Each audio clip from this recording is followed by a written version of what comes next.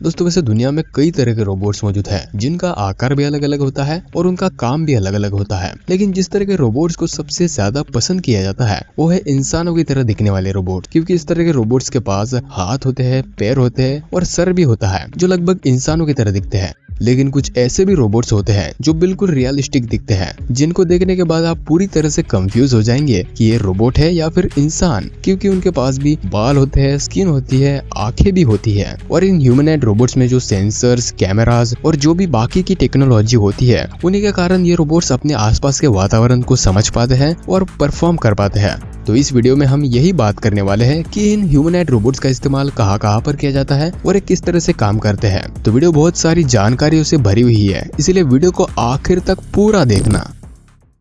बात करते हैं एजुकेशन की। हमारे आसपास जो स्कूल और कॉलेजेस हैं, वहाँ पर हमें टीचर्स ही पढ़ाते हुए दिखाई देते हैं। लेकिन ये अभी के टेक्नोलॉजी की बात है, हो सकता है आगे टेक्नोलॉजी बढ़ने के कारण हमें फ्यूचर में भी रोबोटिक टीचर्स देखने को मिले। और आज के समय में भी कुछ जगहों पर हमें रोबोट टीचर देखने को मिलते हैं।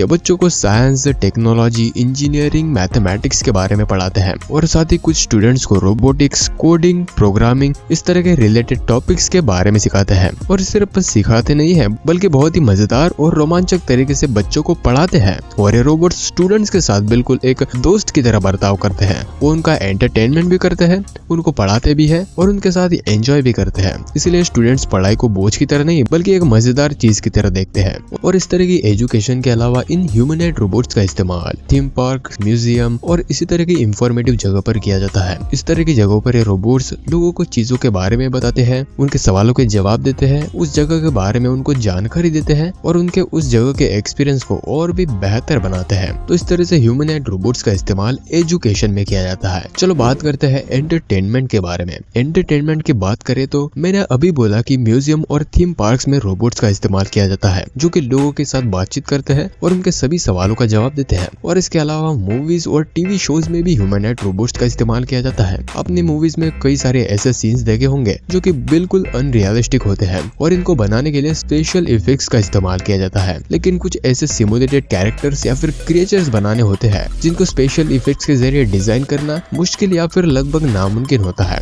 तो यहाँ पर सिमुलेटेड कैरेक्टर या फिर क्रिएचर को डिजाइन करने के लिए ह्यूमनॉइड रोबोट का इस्तेमाल किया जाता है। और इसके अलावा वर्चुअल रियलिटी के बारे में भी आप जानते होंगे, जहाँ पर हमें एक अलग ही दुनिया देख पाते हैं। आपने कुछ लोगों को VR हेडसेट्स पहनकर गेम खेलते हुए देखा होगा। उन हेडसेट्स को पहनने के बाद हम उस गेम के अंदर होने का एक्सपीरियंस करते हैं। तो वहाँ पर जो वर्चुअल एनवायरनमेंट होता है, वहाँ पर भी ये ह्यूमनॉइड रोबोट्स हमारे साथ इंटरैक्ट कर सकते हैं और हमारे उस वर्चुअल एक्सपीरियंस को और भी रियलिस्टिक बना सकते हैं।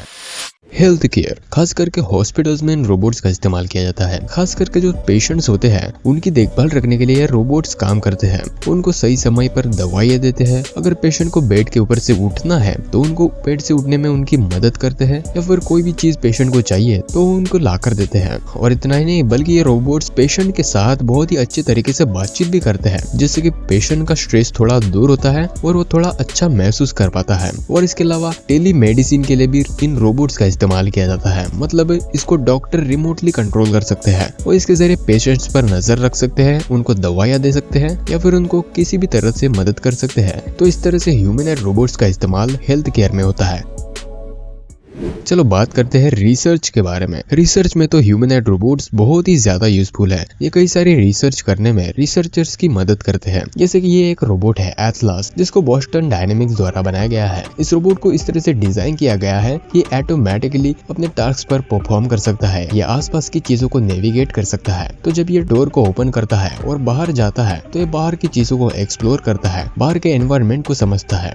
और जब ये रोबोट ये सब कुछ कर रहा होता है तो इसका एल्गोरिदम किस तरह से काम करता है, ये किस तरह से डिसीजन लेता है और किस तरह से खुद को उस एनवायरनमेंट में ढालता है, इसके बारे में रिसर्चर्स बहुत ही गहराई से एनालाइज करते हैं, जिससे कि रिसर्च के कारण वो रोबोट को और भी इम्प्रूव कर पाते हैं। और इसी के कारण टेक्नोलॉजी आगे बढ़ती जाती है। आप सोफिया को तो जानते होंगे, जो कि दुनिया की पहली रोबोट सिटीजन है। ये लोगों के साथ बहुत ही बेहतरीन तरीके से बातचीत करती है। बातचीत के समय इसके चेहरे पर हमें हाव भाव दिखते हैं। ये लोगों के इमोशंस को समझ सकती है। तो जब जब ये लोगों के साथ बातचीत कर रही होती है तो किस तरह से इसका एल्गोरिदम काम करता है, किस तरह से ये डिसीजन लेती है, इन सभी चीजों को रिसर्चर्स बहुत ही गहराई से एनालाइज करते हैं। और साथ ही जो लोग रोबोट के साथ बातचीत करते हैं, उसके साथ इंटरेक्ट करते हैं, वो किस तरह के सवाल रोबोट को पूछते हैं और किस तरह से रोबोट के साथ बिहेव करते हैं, ये सभी डेटा साइकोलॉजी को समझने में मदद करता है। तो इस तरह से ह्यूमनॉइड रोबोट्स के जरिए बहुत तरह की रिसर्चेस की जाती है। चलो बात करते हैं अब मैन्युफैक्चरिंग के बारे में। मैन्युफैक्चरिंग में रोबोट्स का इस्तेमाल बहुत ही ज्यादा किया जाता है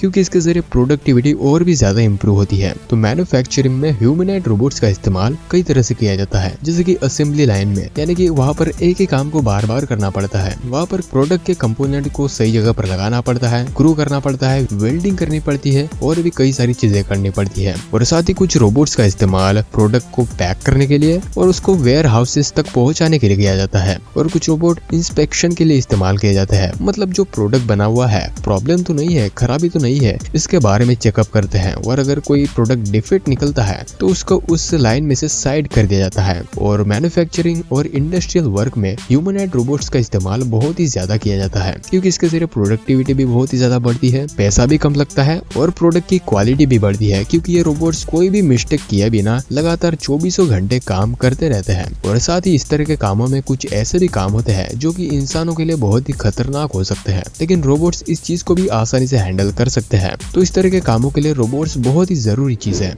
मैन्युफैक्चरिंग के लिए रोबोट्स का इस्तेमाल करने के अलावा मैन्युफैक्चरिंग कंपनीज कस्टमर सर्विस के लिए भी रोबोट्स का इस्तेमाल करती है। वो अपना एक रोबोट रखती है जो लोगों के साथ बातचीत करता है, उनके सवालों के जवाब देता है और प्रोडक्ट के बारे में सभी जानकारियां कस्टमर को प्रोवाइड करता है। साथ ही रिटेल स्टोर्स में भी ह्यूमनॉइड रोबोट्स का इस्तेमाल किया जाता है। वहाँ पर जो भी प्रोडक्ट्स मौजूद होते हैं उनके बारे में अगर कोई कस्टमर पूछना चाहता है तो वो इस रोबोट से पूछ सकता है और रोबोट उस प्रोडक्ट के बारे में पूरी जानकारियां उनको प्रोवाइड करता है। साथ ही रोबोट ट्रांजैक्शन को भी हैंडल करते हैं। साथ ही अगर हॉस्पिटैलिटी की बात करें तो कुछ कैफेज और रेस्टोरेंट में भी ह्यूमनॉइड रोबोट्स का इस्तेमाल किया जाता है। वहाँ पर ये रोबोट्स खाना परोसने का काम करते हैं, ऑर्डर्स लेने का काम करते हैं और कस्टमर को खाना रिकमेंड करने का भी काम करते हैं, जैसे कि वहाँ पर कस्टमर का एक्सपीरियंस और भी ज्यादा बेहतर बनता है। और आज के समय में सर्विस और हॉस्पिटैलिटी इंडस्ट्रीज में ह्यूमनॉइड रोबोट्स का इस्तेमाल बहुत ही ज्यादा बढ़ता जा रहा है।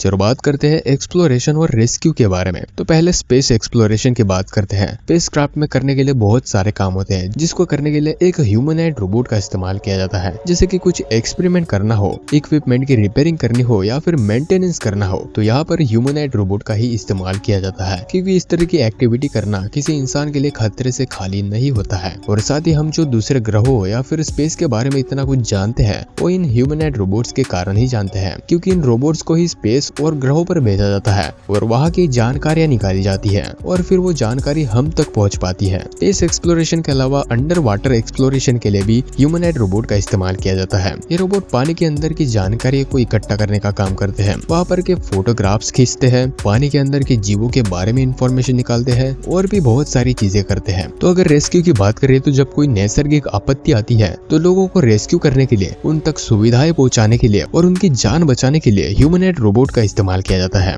और साथ ही मिलिट्री भी ह्यूमनॉइड रोबोट का इस्तेमाल करती है। युद्ध के समय जो सैनिक घायल हो जाते हैं उनको रेस्क्यू करने का काम भी एक ह्यूमनॉइड रोबोट करता है क्योंकि वही इस तरह के डेंजर जोन में जाकर सैनिकों को वहां पर से उठा कर ला सकता है और उनकी जान बचा सकता है। और साथ ही जो दुश्मन होते हैं वो कई जगह पर बॉम्ब फिट करके रखते हैं, तो इस तरह के बॉम्ब्स को डिटेक्ट करने का काम भी ये रोबोट्स करते हैं और उनको डिफ्यूज भी करते हैं। और साथ ही जो दूसरे देश है उन पर नजर रखने के लिए भी इन ह्यूमनॉइड रोबोट का ही इस्तेमाल किया जाता है। हालांकि इनके आकार अलग अलग काम में अलग अलग तरह के होते हैं, लेकिन इन्हीं के कारण कुछ काम संभव हो पाते हैं। तो दोस्तों ये थी ह्यूमनॉइड रोबोट्स के बारे में कुछ जानकारी। अगर आपका कुछ सवाल है या फिर मुझसे कुछ छूट गया है तो उसको आप कमेंट में लिख सकते हैं। और अगर आपको वीडियो पसंद आई है तो वीडियो को जरूर एक लाइक कर देना और चैनल को सब्सक्राइब करना बिल्कुल मत भूलना। वीडियो देखने के लिए थैंक यू सो मच।